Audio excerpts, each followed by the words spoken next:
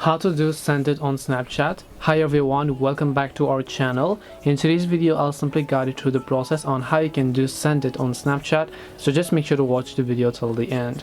If you'd like to use Sendit for Snapchat, first of all I want you to simply open up your Play Store. Make sure to download this application called Sendit, right? Then once you've downloaded the Sendit app, I want you to simply open it up. Now I'm also opening it for the first time so you can follow along with me.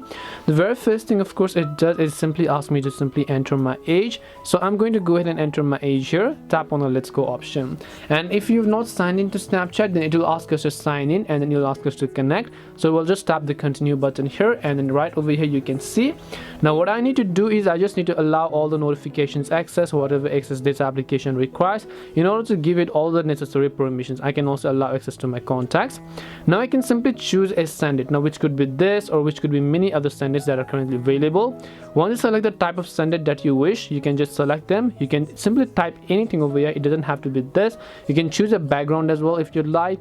Once you choose a specific one that you can see right over here, you should be able to come back here, tap on the share option. Then it will open up in Snapchat in a snap format here, as you can find it. The Sendit is over here, and then you can just take a picture or do whatever else, and then you can send this to your friends and family. This way you can do the Sendit on Snapchat. Hope this video was very helpful to you guys, and if it did help you, then make sure to leave a like and subscribe to the channel. If you have got any questions, then feel free to leave them down. Thank you for watching, and see you in the next video.